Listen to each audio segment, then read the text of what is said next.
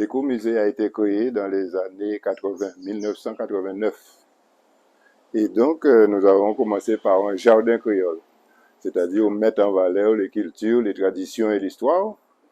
Et quand on a bien fini de tout monter, le cyclone Hugo a tout cassé. Voilà.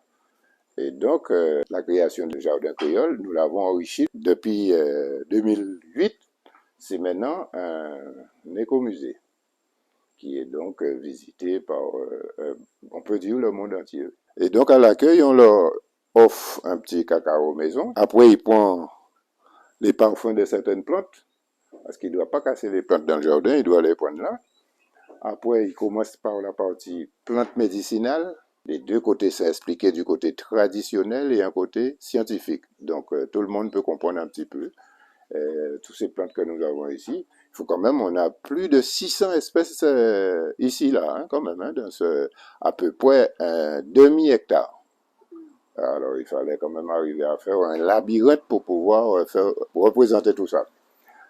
Après la partie médicinale, nous avons le côté 32 communes de la Guadeloupe. Nous avons tous les ateliers cacao, café, jus et tout ce qui s'ensuit.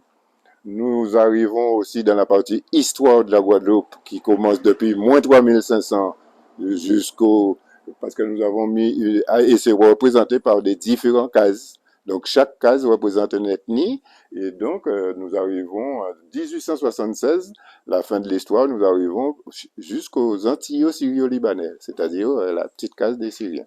Donc on commence les Amérindiens, Christophe Colomb, ainsi de suite, tout le déroulement de l'histoire de la Guadeloupe. Après, nous avons la route des épices, où c'est présenté ce qu'on appelle la cannelle, vanille, muscade, un peu tout ce qu'on connaît, tout ce qu'on cuisine tous les jours, mais nous l'avons ici en concret, la vanille et tout cela. Voilà. Après, nous allons passer dans le côté tradition, ou comment laver le linge, comment faire la vaisselle, comment aller aux toilettes, et même la reproduction d'un vrai lolo.